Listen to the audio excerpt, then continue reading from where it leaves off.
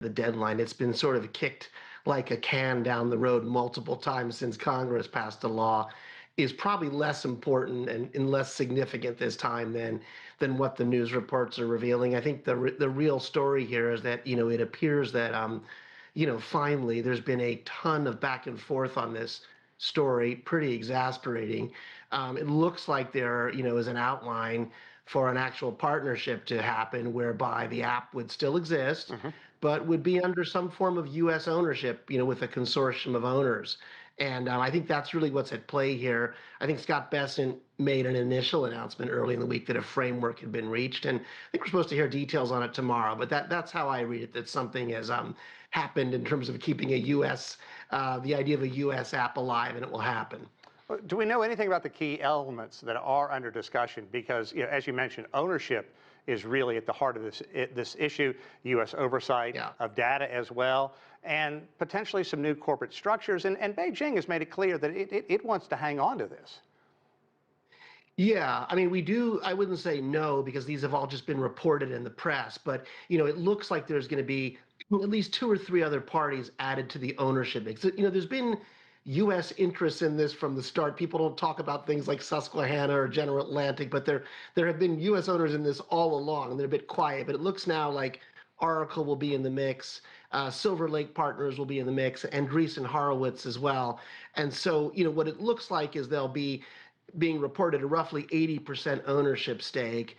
And the board would also have a U.S. government, a member on it as well. And I think ByteDance would drop down to just under 20%. And I think that all sounds actually quite significant to me. It sounds a little bit mixed, to be honest with you, because that's a lot of people on the board and a lot of interest, a lot of cooks in the kitchen there. So I have some curiosity around that.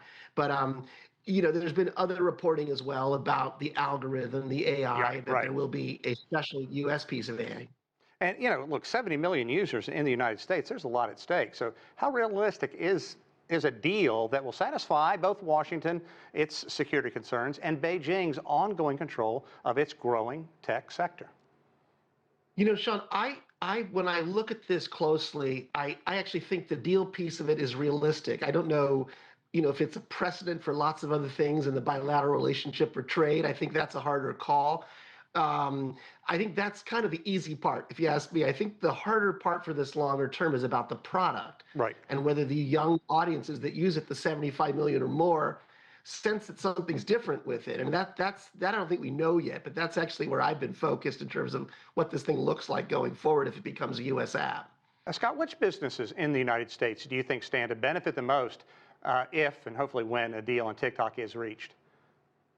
I mean, look, I would hope other digital businesses, if they were to encounter this, that this is some form of a template, because I think it's a special case TikTok. And I think most people, including the president, wants to keep it alive, actually, and doesn't want to take a platform away. So, I'm a digital business person, and so I can speak with some confidence to those verticals, if you will. And it would be my hope that this is a template for others. There are other competitors out there to TikTok. Triller's one, Meta, Snap, Instagram.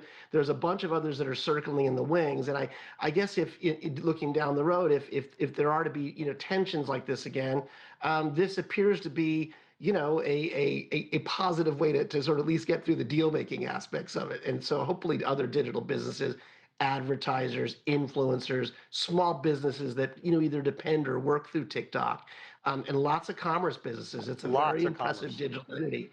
Yeah, would benefit from this. As you said, you're a digital person. So the United States has been saying, the government at least, that there are all kinds of risks that TikTok poses, the Chinese entity operating here in the United States. Do you believe a lot of those have already been knocked down to a large degree?